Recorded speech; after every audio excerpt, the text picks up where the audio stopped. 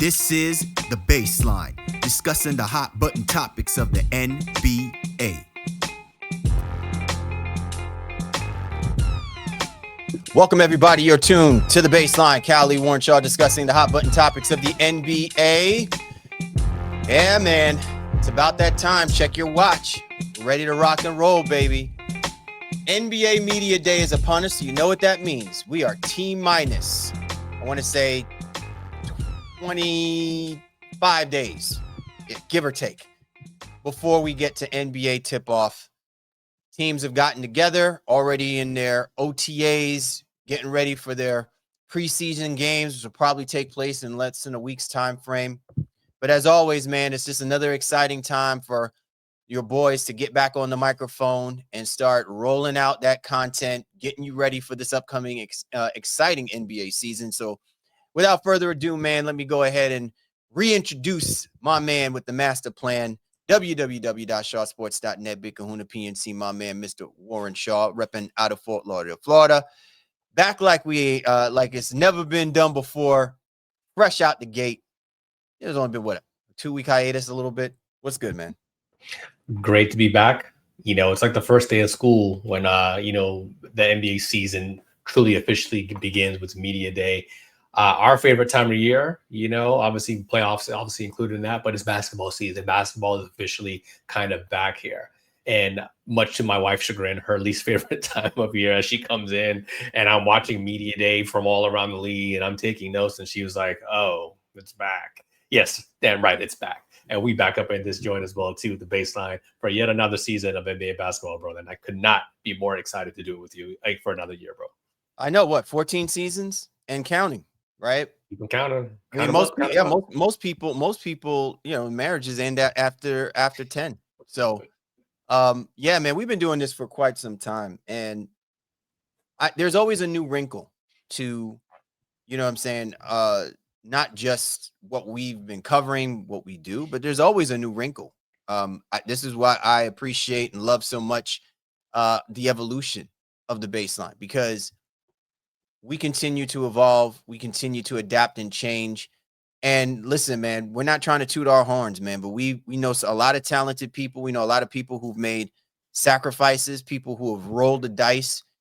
We've been very fortunate, probably even blessed in some regards, to find a balance in being able to be an everyday person, but still look to find a way to, introduce and speak on some extraordinary things that take place in this game, in this culture, in this league in itself. And so, again, man, to be doing it this long, right, and to continue and get ourselves ready for yet another season, I just think it's remarkable. I tip my hat off to you because I don't know too many people that would have followed my crazy idea, your crazy idea, which is to get on some kind of platform and just speak nothing but that basketball, right? Like, you know what I'm saying? I don't think anybody was anticipating it was going to basically go this far, this long, but I appreciate that. And as always, man, I appreciate you and I appreciate our listeners who've grown with us through the years. We've got people who've been down with this since day one, and we got people who are fresh off of things that we just did this past season or maybe over this past summer. And we'd like to, again, welcome everybody, always rolling out that red carpet, always opening our door for you. If I'm, saying coming off like, I'm a person who is too humbled, that's probably because, maybe I just had a moment and just have actually breathed in what we've been able to accomplish for over 14 seasons. Yeah, I mean, sometimes you got to step back. I've been saying this a lot in life in general. You got to stop and smell the roses every now and then. We get very caught up in the go.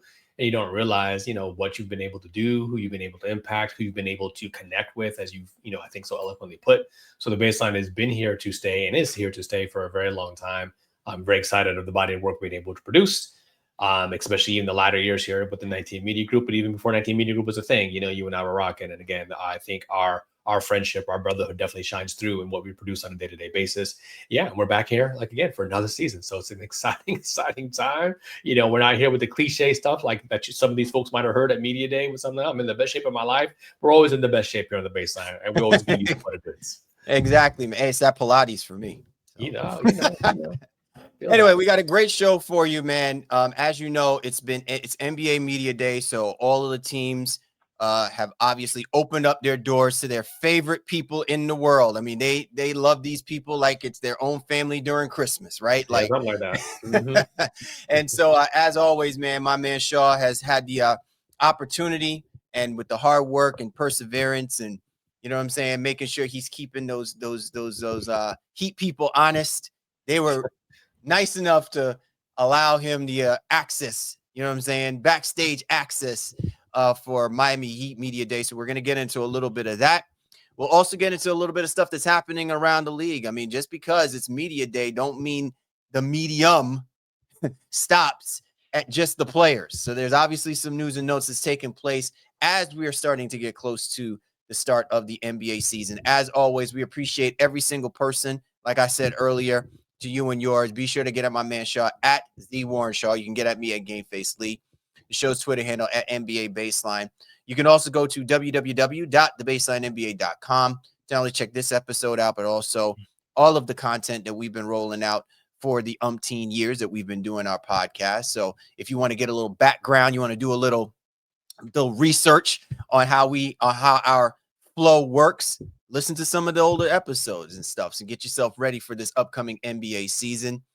And as always, when you see us on the YouTube channel, we like to say hello to you and yours. And if you see the blue and white logo down in the lower right-hand corner of your screen, that is the 19 Media Group family. 19 Media Group, be running these content streets. So be sure to go to www.19mediagroup.com to not only check us, but the great content creators that are a part of the 19 Media Group family.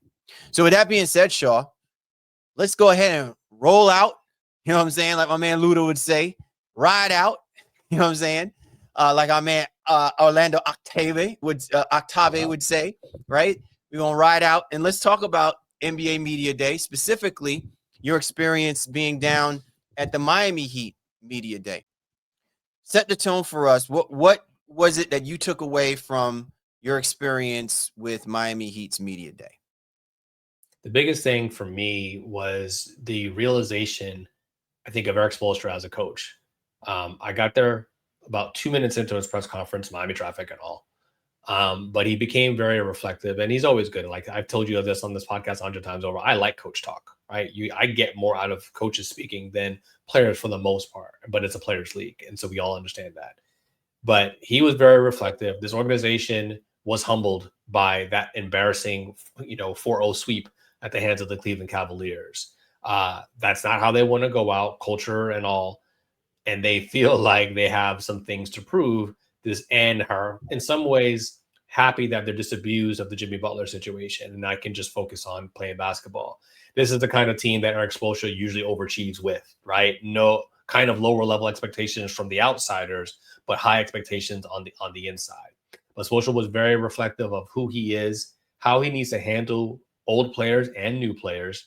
And I came across with a really interesting sense that I was telling you offline, that Spoelstra is kind of like this hard-nosed coach that gets a lot of praise for his X's and O's and, adjustments.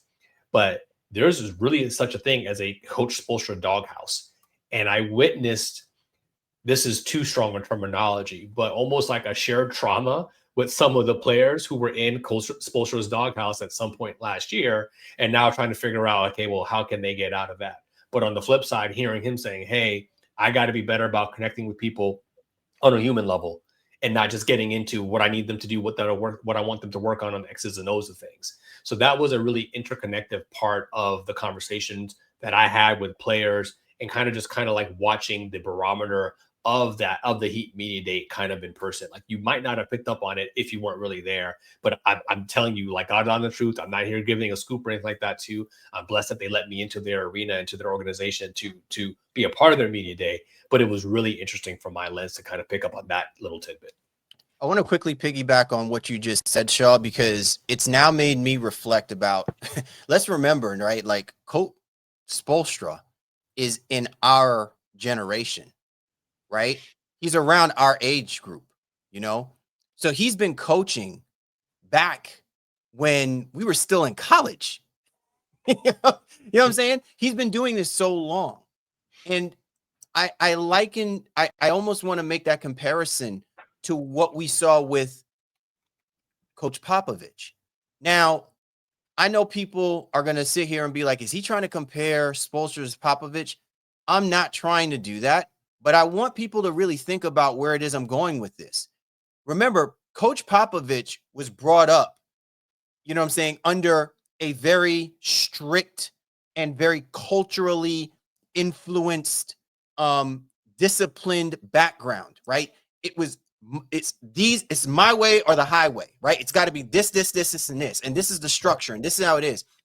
And it wasn't until after a certain number of years in being in the league and going through the growing pains of having to get past the Lakers and, you know, getting past the Mavericks at times and all that other kind of stuff, the Jazz and everything like that. You saw an evolution. You saw a change. You actually saw people may look at it as him being, you know, getting weak because the players are being marketed more, and he's now centered around where the players are really standing out more so than coaching and everything like that. He changed. He evolved. And why would that be crazy for us to not think that Spoelstra is getting to that part now, right? He's getting to that stage where, yes, it's always been about the Heat culture. And we spent a good portion of our time trying to figure out what the hell is a Heat culture.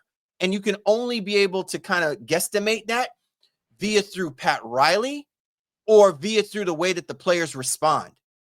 This could actually be a transformation where if you see Spoelstra, he's like, I want to get to a point where I want to see what I'm showing you resonates through what the players are gaining from this. Because it's either that the players got it or they don't. And if they don't, we don't ever hear from those guys unless they go play for another team. This could actually be an opportunity for the Miami Heat, for Spoelstra, where he can actually help to, I don't want to say these guys had to be talented and have to fit in, but I'm saying maybe we get an opportunity to see the growth and the evolution of some players who weren't quite picking it up, because maybe Spoelstra is, to your point, being more reflective and trying to figure out another way to get in the ear of these guys to get them to play or to be better about the way they go about handling their business or the business of playing Miami Heat basketball. Yeah, so I'll pick it up from a guy like Terry Rozier, who had a very bad year. Terry Rozier is even having investigations. A very controversial year too. Yeah, so investigations, and he wasn't really trying to get into any of that. But one thing Spo said about Terry specifically was just like, well, I'm not going to hold him accountable from last year. This is the New Year's, a clean slate. So it's like, yes, there's a body of work, right? That like a guy like Bam Adebayo, like, you know, he's going to start and so forth because hey, it's Bam, right? But a guy like Terry who had a bad year, we're not going to focus on that. We're going to say, hey, here's a new opportunity. Tyler Herro's injured to start the year. So a guy like Terry Rozier has a chance to earn minutes again. A guy like Drew Smith, who I had an opportunity to do one-on-one with, he has an opportunity to earn minutes coming off of his injury. They got Norm Powell, so he's a new addition. He was going to get minutes regardless, but there's going to be opportunities for him to maybe be more diversified in what his role can potentially be, especially with the beginning of the year, but Herro is going to be out. So that is the other part of it too. Obviously, when I'm talking about the overarching kind of feeling about Spoelstra and how he wants to kind of coach this team and coach up maybe some other guys, it's also the notion that Tyler Herro is going to be gone for the first 2 months, maybe 3 months of the season. And so now there's an opportunity for other players to really step up in that way. And, you know, the also notion, like everybody wants Bam to score more, but Bam is not going to be a 25-point per game guy. Like you can just get that out of your mind. But his leadership aspect and his play creation and something like that will allow guys like Norman Powell and maybe Rozier and some others to be able to pick up the slack. Jokić as well, too. He's another guy who's just like, yeah, my role was really weird last year. You know, I got minutes and didn't get minutes. And so I'm just trying to figure out what Spo needs me to do. But now Wiggins is more acclimated, you know, being here now a full summer and has his family here and not in transition. All those things impact guys, right? So that's where I think this Heat team can really maybe surprise some folks, because Spo is in a different mindset. They're wiping the slate clean. They have a lot of similar size and skilled players that I think, you know what, he can feel confident. All right, well, I'm going to put Jokić in, you know what, and I'm going to put Fontecchio in, right? And can get very similar production, you know, and maybe ride a hot hand to some of that degree. A guy like David Mitchell has made this roster from last year being kind of off-cast from Toronto. So there's just a lot of guys who are going to be biting for minutes here. And I think that's the way Spo likes it, right? It's just like, hey, well, let's go ahead and roll the balls out and see what happens with Bam and Tyler primarily as the lead guys. Norman Powell as another guy too coming in who could score, primarily and be a lead scorer for them. But this team is going to really rely on execution and defense, and then hopefully the second year adjustment, if you will, and ascension of a guy like Kel'el Ware. Did you get the sense from when you had the opportunity to hear from Spoelstra? Did you get the sense of the emphasis on the team just getting better, or him really putting his imprint on this team's ability to score the basketball? I think more. I don't want to use the word effectively, but score the ball fluently a little bit more, right? Like, I think one of the things that I've often found interesting about any team that's been coached by Spoelstra, you'll never question a team's heart. You'll never question a team that he coaches and their desire to play defense, right? Rarely do you see teams running up the scores against the Miami Heat. And if it ever happens, that is just done. Like, he stops that, full stop, right? Like, he probably would rather see his teams, lose, 95 to 60 rather than a team beating them down like 130, to 90. You know what I'm saying? Like, but I've often said that, like, at some point there has to be a more innovative means of their ability to score the basketball. There has to be a way for it to become easier for them to score the basketball, something that they can lean on and say, we know that if we do this, we're at least getting 85. We're at least getting 90 points.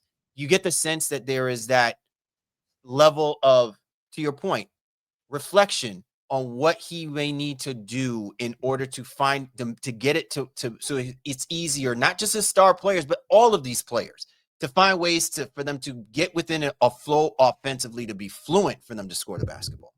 He said something, I forget who asked the question, but it wasn't about even so much 3-point percentages and some of those other analytical things. It's like, what quality shots are we getting, and are we playing mistake-free basketball? And I think that's how Miami wants to be able to manufacture, good offense and getting good looks and getting guys to play roles that are befitting to them. Wiggins is a guy who can also score for them. He's a roller coaster, I think, at times, and he's also had a lot going on in his family life, as I've already alluded to. But he's somebody who can manufacture some offense for them as well. But then the aforementioned Kel'el Ware, does he want to be a lob threat, or does he want to camp out and shoot threes, right? I think there was some conversation about what role best fits him right now in year 2 and what he might think of himself right now in year 2. So as long as they try to figure out some of that role definement, that's what Spo's job really is. And that's where I think it will be like, okay, well, is this guy going to get the minutes now? Because when you look up and down the roster, they don't have elite play creation, but they have good play creation. Like Taylor Herro, when he's back, can create for others, and Bam can create for others at that pinch post and that 4-5 slot as well. But then it's going to be like, all right, well, who's going to be other guys who get guys the ball? Davion Mitchell, I don't think, is an established ball distributor, but he plays a point guard position. So is that something where he can take another step up there and help? But Fontecchio can shoot it. We think Jokić can shoot it as well too, right? We know Wiggins can be a slashing and kind of like score. Can Rozier get back to even 90% of what he was in Charlotte, and be somebody who can really score the basketball? I asked him about play creation. He said, yeah, I want to do everything, back to where I can really get back and be contributing. So they have a lot of different options, but we always need to see how it plays out. And the only thing I'm worried about, even as I'm talking to you right now, is, are there too many people with points to prove? And then does that kind of bog down the notion of, well, yeah, I had a bad year, so I got to get back. Or I was in Spo's doghouse, so I got to, do everything I can to get out of Spo's doghouse. And then, you're trying too hard in that. I'll mention this really quickly. From my lens, Jaquez felt like he was in the doghouse a little bit, and, he was very vulnerable and indicated that he went and saw, a mental health professional trying to figure out why his rookie year was different from his second year. But Jaquez feels like he was in the doghouse a little bit. Jovis feels like he was in the doghouse a little bit. Rozier knows he was in the doghouse because he just wasn't playing well, right? That's 3 guys right there. Kel'el Ware, even as a rookie, felt like he should be doing more. Then started to shine toward the latter part of the season, but felt like he could have been doing that all year. All those guys have that, like, I'm not really sure what my role was, or I didn't feel like, I got the minutes I was supposed to get. If they all come there with that same attitude again, then the Heat are going to struggle, right? But they too need to wipe the slate clean, as Spoelstra said that he was going to do for them, and then contribute and find ways to help this team win and do whatever it takes to win. And that might mean passing up a shot. That might mean taking a charge, playing the passing lane appropriately, communicating more on defense. And that's where I think Spo is going to have a little bit of a challenge, but he's up for that, as we've seen many, many times. Like, I keep saying this is the type of team that he coaches up, but there are some competing agendas, if you will. And that's my word, not theirs, my word, based on some of the things, all the people who feel like they need to redeem themselves from last year. We could actually have a Hoops Redemption episode just on the Miami Heat based off of what you just said, right? Surely. You're tuned to The Baseline. Callie Warren Shaw discussing the hot button topics of the NBA. Great conversation with my man Shaw, a.k.a. the correspondent. Le correspondent. My man covering the Miami Heat day. And listen, we're going to be talking about the Miami Heat in a couple weeks time, right? Obviously we're going to do our previews, where the Miami Heat might actually find themselves in the pecking order of the Eastern Conference. And I think it's important that, this is kind of how do we say, this is somewhat of the introductory, right? Getting to know what we might expect to see from this Miami Heat team for this upcoming season. So really phenomenal stuff, man. I'm glad you had opportunity to be in the midst and hear, not just from a media perspective, but just, being in the midst, in the air of what is the beginning of the Miami Heat season for them, right? Like ultimately for fans and also for the media alike. So I'm really glad you had an opportunity to be a part of that. Yeah, I appreciate it, my brother. And again, shout out to the Miami Heat organization. They are a first-class organization. And it was really exciting to be there for, I don't even know, I've lost count. I've been there multiple years in a row. And, I think minus the COVID year, obviously. But yeah, this has been a great experience. And I gleaned a lot of great things and a lot of amazing colleagues that I got to interact with as well, too. Some folks we've had on our podcast as well, 5 Reasons Sports folks, and our guy, Jeff Fox over there at Remix Media. Just really, really amazing stuff, too. So I look forward to getting back to the Heat Media Day next year, but also doing some more Heat coverage and more general NBA stuff. But we got more to talk about, brother. We got to hit the rest of the league, but shout out to the Miami Heat one last time. Absolutely, man. Yeah. So coming up, Sean and I will be discussing some of the news and notes that are happening around in the association. As again, we said, this is it, man. It's the start. It's NBA Media Day. And so we're also staying on top of it. But before we do that, listen, we don't talk about this stuff just so that you can only see our beautiful faces on a YouTube channel for you to get your fill when it comes to the NBA. If you are a true if you're a true hoop junkie, as I am, then you already know that one game a night isn't enough. That's why NBA League Pass is the ultimate cheat code for hoops fans. We're talking every matchup, every buzzer beater, every rookie breakout, stream live or on demand straight to your phone, tablet, or big screen. Want to rewatch that insane fourth quarter run? It's there. Curious about the next big star? League Pass has you covered with behind-the-scenes access as well. And here's the best part. By signing up through our link, you're not just leveling up your basketball experience, you're supporting the Baseline as well. So head over to link.nba.com/LP19MG.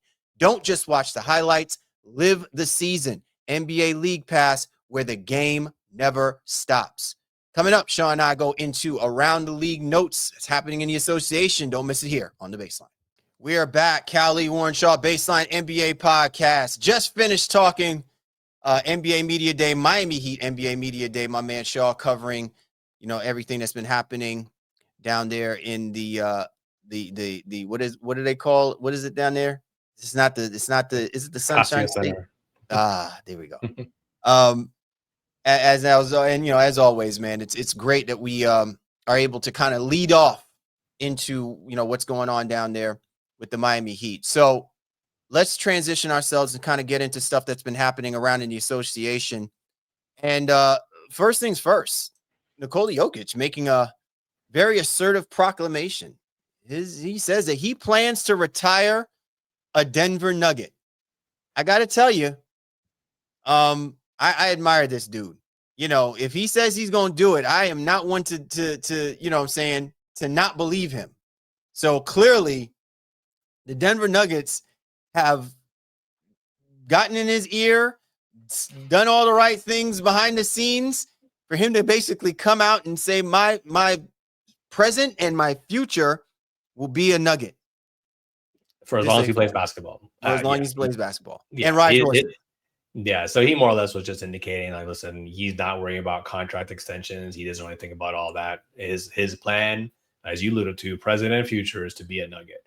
So while the general manager and new leadership came out over the summer and said a couple of things that wouldn't indicate otherwise, but just like, hey, you know, we could offer him and he could decline, he's more like, listen, you know what, I have no interest of really trying to do anything else. And I think that allows him to marry himself, you know, to that organization because they know they're going to do right. He's the best player in basketball, hands down. You know, GM survey and all that stuff is, I'm sure, is about to come out, but he's the man there. They know that, and I'm glad to see that, you know, he's being able to be that assertive about his future there, even though it was never really a question. You know what's so great about it too?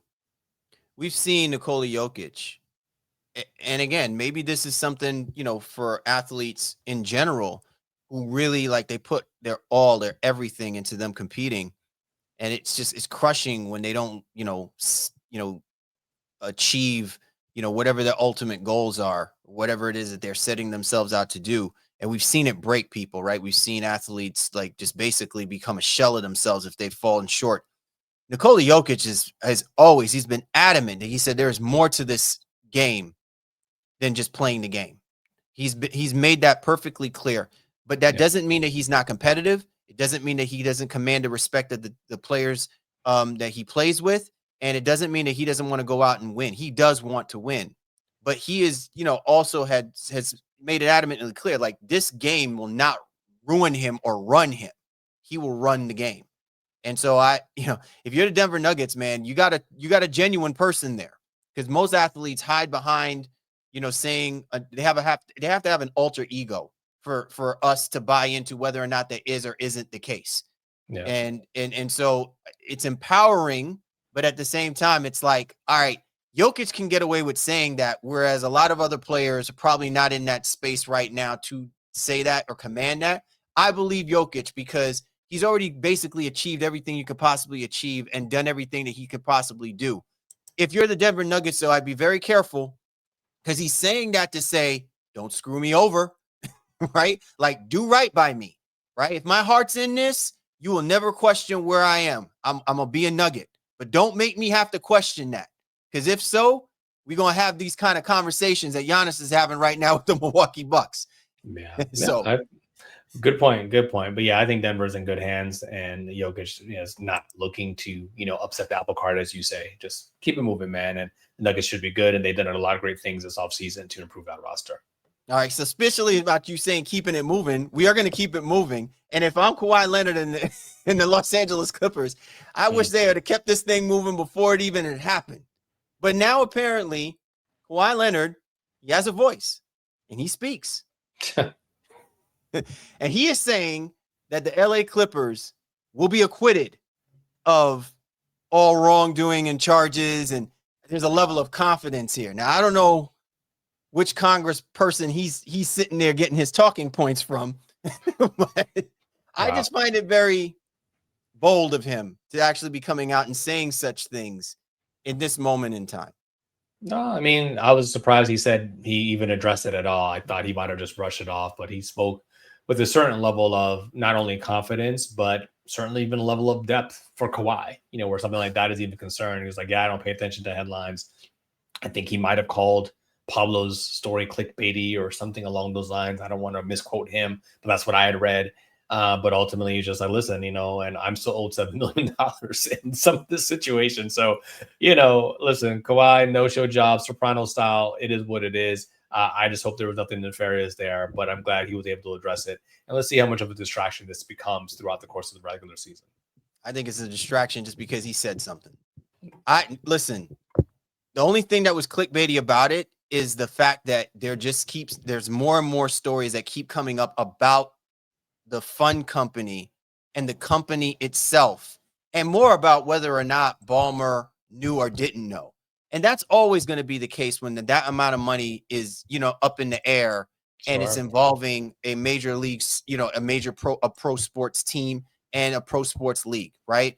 So again, I know you're glad. If I was Kawhi, I probably would not have said a thing.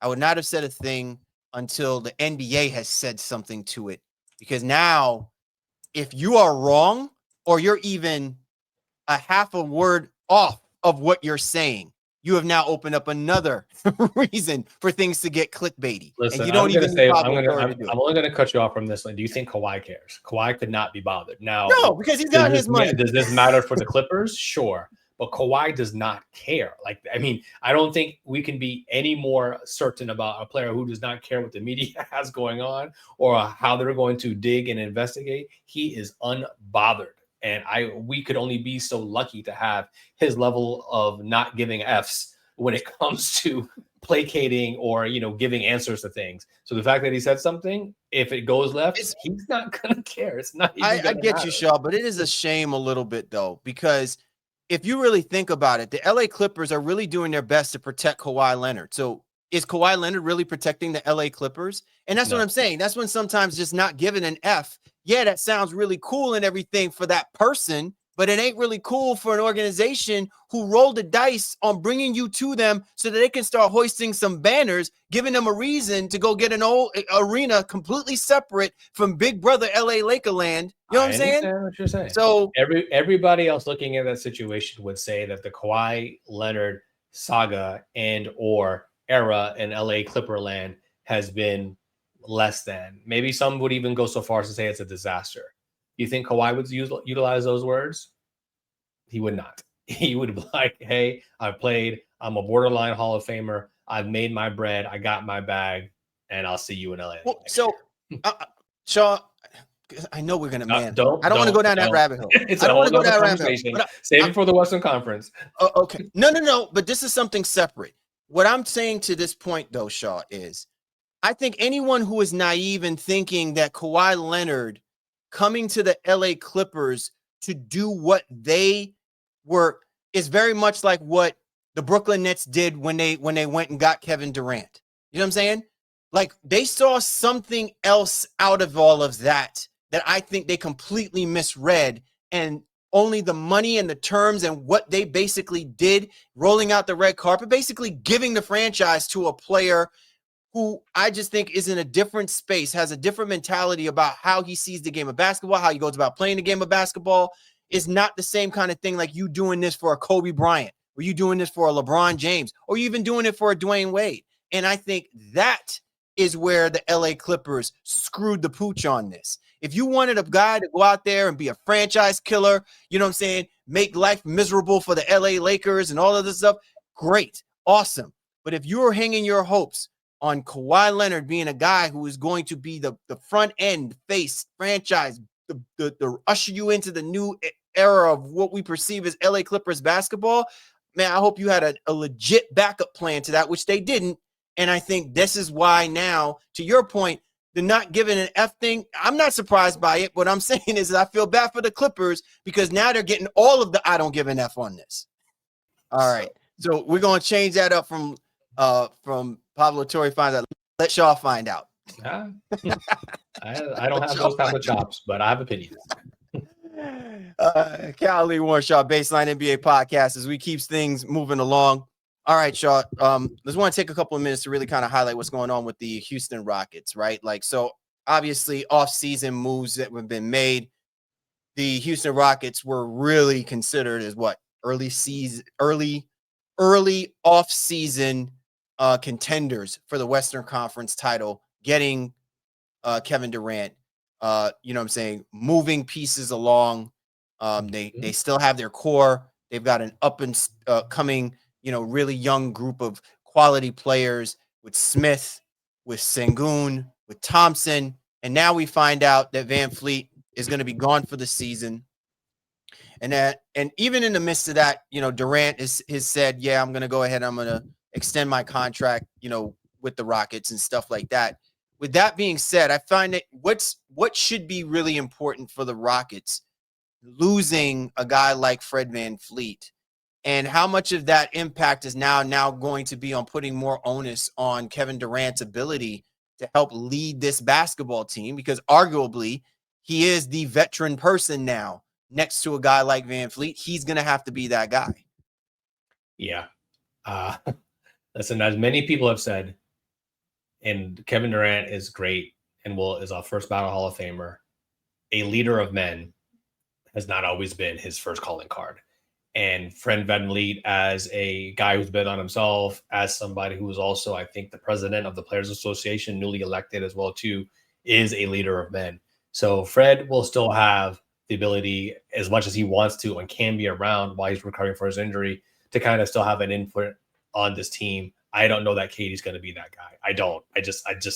I think asking KD to be a leader in the locker room in the most loud way, instead of as a leader by example, so to speak, on the court, is something that a lot of teams have been disappointed by.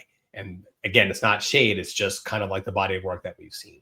So the play creation, maybe Amen Thompson will be able to pick up some of that, because he did play some point guard, growing up in college, in high school, and then he knows 1 year at an overtime elite.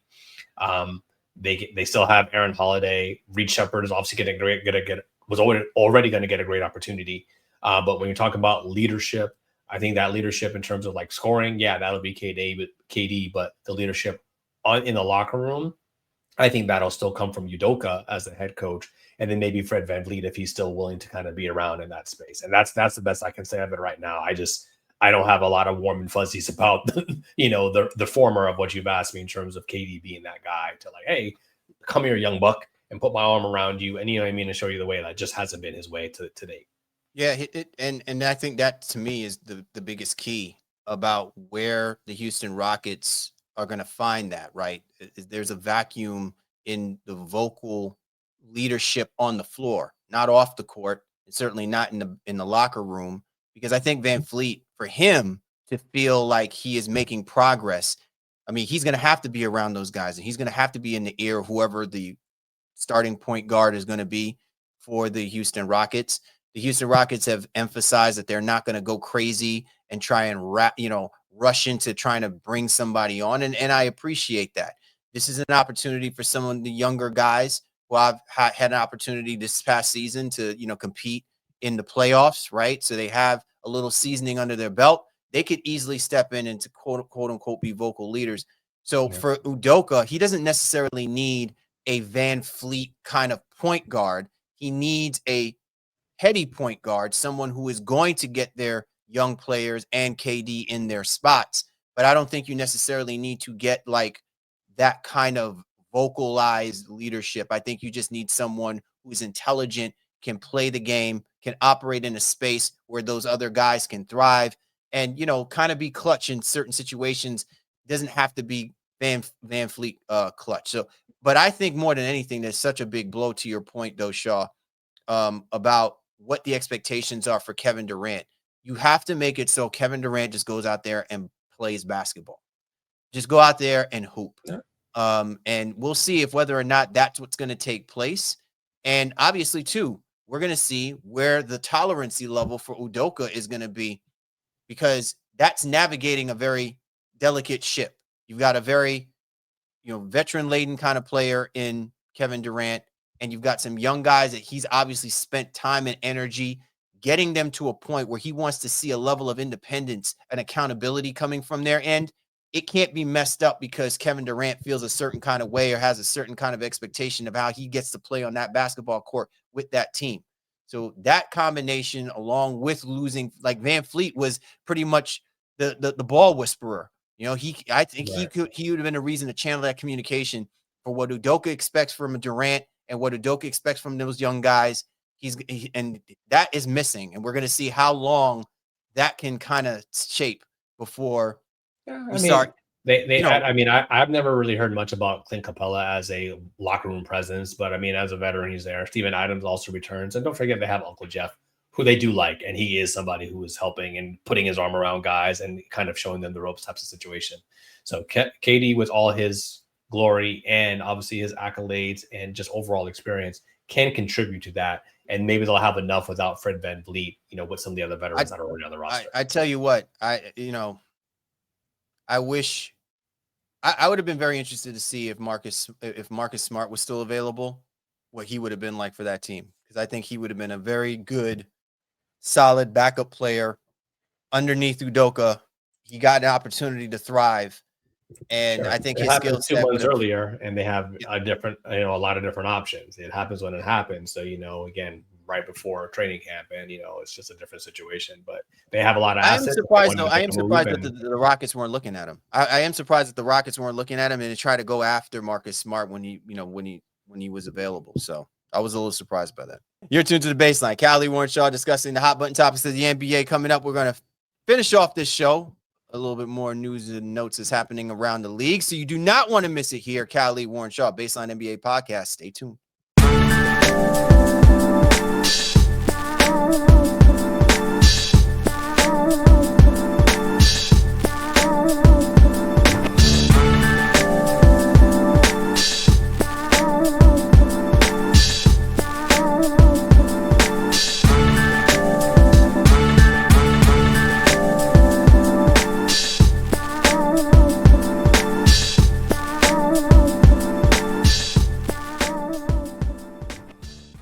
We are back, Callie Warrenshaw, Baseline NBA podcast, as we round out on the third part of our show. All the news and notes that are taking place, NBA Media Day. So, Shaw, let's talk Minnesota Timberwolves basketball. Ant-Man has been reportedly working out or has been reportedly learning or gaining knowledge with the great MJ. Kind of like Spike Lee and Denzel. You know what I'm saying? We were wondering when this was going to happen. Were we going to get this combination? Was it ever going to happen? We got Spike Lee and Denzel. Wow. What do we make of it? I think Ant was more or less saying he received advice. I don't think MJ was with him in the gym, but I think just understanding all the MJ comparisons that we've had of Ant in the last years, it becomes a little bit more salacious for us to kind of discuss. So, shout out to Ant for, giving the media what they wanted. Give a little juice. Advice from MJ, over the course of the summer. And so we'll see, if we see what that actually looks like, because advice and working out, it's a difference from a phone call versus, hey, I was in the gym with you, like Hakeem Olajuwon style and worked on you and helped you with your footwork. But again, I love Ant. He's one of the more quotable guys in there. Hence why he made our show today with his salacious talk of conversations with MJ in the offseason. I love it. You know what I'm saying? If we talk about it enough, somehow it must manifest itself. And I got to give props to my man Jabari. Me and him, we had a little bit of a pick'em, and he's my dark horse to win the MVP. So now's as good a time as any. If you want to really win that damn thing, boy, you need to be up in the air of every person who out there who's won it. You know what I'm saying? MJ, Hakeem. You know what I'm saying? Any Eam, any Orden, any Iant, any O'Neal. I don't care. You sit down with them cats. You know what I'm saying? And you get as much information as you possibly can get so you can put yourself in the best position possible for me to actually be saying, oh, as we get to the midway point, guess who is a top 3, top 5 conversation of league MVP? You know what I'm saying? And his name should be in there every single year. You know what I'm saying? Now more than ever. So I'm glad that if that's what took place, and I don't even care if it was just a 3-word whisper, whatever. You know what I'm saying? You got to start somewhere. All right, y'all. If people have been paying attention to Zion Williamson, my man, must be on that row program, Serena's row program. Homie coming up looking cut up. You know what I'm saying? And everybody is now with their eyes all popped out in the back of their heads, and they're like, watch out now. Mount Zion is coming. What do we make? I've seen everything from, was he on the Fat Joe Ozempic to did he actually really work out, man? And I don't know what to make of it. We know Zion airbrush them abs. He he likes his grub. He's as talented as they come, but he's been as unhealthy as they come as well. So it doesn't really matter what he looks like right now in terms of the chiseled and svelte physique. Is can he stay healthy and be on the floor? And that's all we're going to judge him by. Because even at the excessive weight that we've said that he's been at, when he's on the floor, his production has been stellar. I just need to see him on the floor, whatever that means. So if the weight loss helps him, great. If it doesn't, then we're just at the back at square one. So let's see Zion stay on the floor, play 60-plus games this year, and see if the Pelicans can get out of the doldrums that they've been in, under the Willie Green era, not because it's Willie Green's fault, but Willie Green's been dealt a bad hand with all the injuries, especially in the last 2-3 seasons. I completely agree with you. And I'm going to say this, so that people can really understand where we're coming from and where I'm coming from. You lose all of that weight, and that's great, man. Like, if you're doing that because, you don't like when people are body shaming you or whatever, so be it. But if that weight is where you were a dominant basketball player, it wasn't because of how you looked. It's how you were managing yourself, right? Mm-hmm. And that's a question of what you were doing in pregame preparation and what you're doing in postgame preparation, right? And I think some people just get this thing completely, misconstrued, that it's just, oh, he's like eating hamburgers and stuff like that. Maybe he's not stretching. Maybe he is not, in a proper routine to strengthen and stabilize the muscles for the amount of, what he's doing through the course of an 82-game season. He hasn't figured that part of it out. And if someone is saying, okay, for you to do that, you're going to have to drop 20 or 30 pounds. Okay, great. As long as what they're saying is conducive to what he is asking himself to go out and do. So I say that for the same thing for Luka Doncic. It all sounds great that he went and lost that weight because y'all demanded it. But if his shot don't look right, if he can't back a guy down back in the way that he does, if he's not scoring the same amount of points, the same clip for all of that effort, what did that mean? Absolutely nothing, right? So we'll see what all of that means. But I honestly, it doesn't matter to me, because to your point, it's the fact that the reason why we talk about this is because he can't stay on the basketball court. That's more of a discipline thing to get yourself ready to play for an 82-game season than it is just about what he's putting just in his stomach. It's more than that. And I think if that requires him to get a completely different team, have a completely different mindset, a completely different approach, I ain't got no problem with it if it's along as he knows how to play with it. And we're not going to be able to see that until another season. Like, it ain't going to happen automatically. We've seen these players go through those drastic changes, and it's taken them at least 2 years before we've seen the product, though, that we've seen the results of what they attempted to do. Yeah, I'm rooting for Zion. I think he's as talented as anybody, and I want the Pelicans to be better than everybody's predicting them to be under Zion's crucial leadership. So let's just see it on the floor, man. It's going to be a really unique season, but hopefully Zion can get into the form that we all know or hoped he could attain coming out of Duke, and he was projected to be one of the more dominant players in the league. Absolutely. All right, the Portland Trailblazers, they are looking to adopt or have more of a defensive identity for his upcoming season, which, I admire that, listen, Chauncey Billups was a guy that when he, got with the Detroit Pistons, he got with his boys, he finally understood the importance of him playing defense, because he was always considered big shot Billups, but he couldn't stay on the basketball court because he wasn't a sound defensive player. Sure. So now I think he, understands that even with this youthful, team that he is working with, these guys, to give themselves a chance to allow themselves to grow offensively, they have to have some kind of foundation to be able to play solid defense. And so I think having that kind of identity would suit them well. So what do we make of the emphasis, though, of them saying, hey, we need to have a defensive identity? I think the emphasis for me was coming from the lens of Drew Holiday seemingly buying into what this roster is. A lot was made about him being traded and not feeling like, what is he going there for? Like, not really understanding what the move was. But if he's buying in, just saying, hey, at this stage of my life and my career, I'm going to help these guys lock in. And he's always been, a plus defender. Then you take that with, Toumani Camara, who's also one of the best defenders in the league. I think he made 13 all defense last year. Jeremy Grant, while maybe not as impactful as he once was, but also has a defensive mindset. Your guy, Matisse Thybulle, kind of getting back from some of his injuries and getting into this. Donovan Clingan as an elite level rim protector.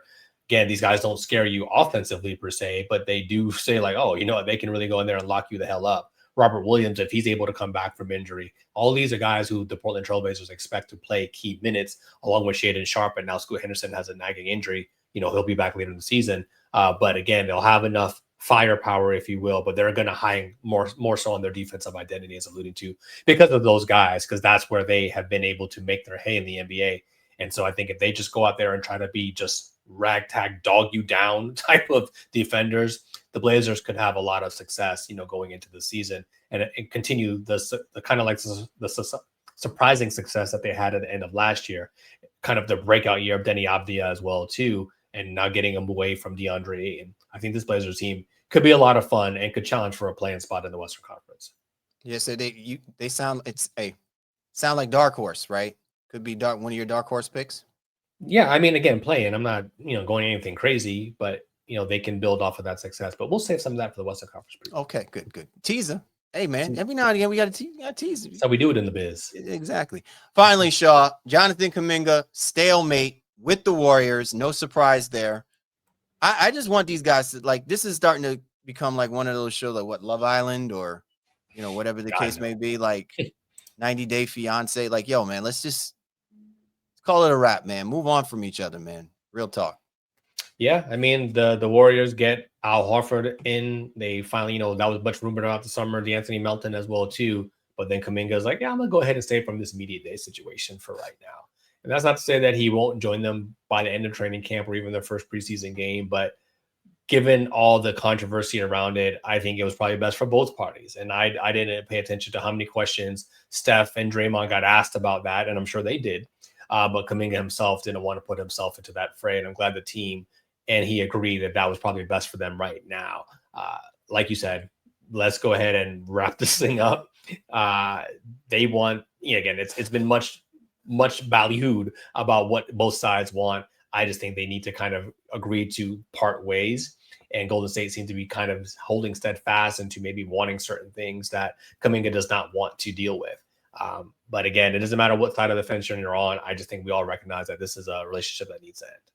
Yeah, it needs to end. I'm surprised that Dunleavy didn't figure out a way to move Kuminga or figure out a way to package Kuminga. They've had offers, they just haven't liked them, or are trying to extrapolate more value than that might originally be there.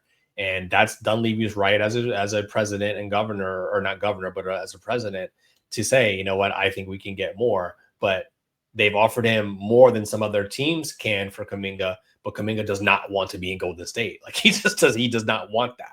So even if he can get 25 a year and can't get as much from other teams, with the whole bird rights situation, he doesn't want to be there and does not trust Steve Kerr. And when your trust is lost, it's nearly impossible to kind of get back.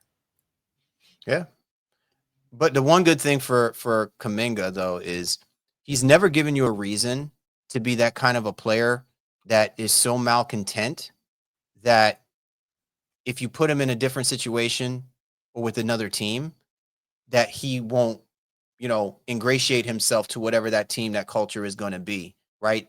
The Warriors really can't, because if you really think about it, the Warriors have done themselves a disservice in how they've handled Jonathan Kuminga. The wishy-washiness, the way, and let's just keep it real, man.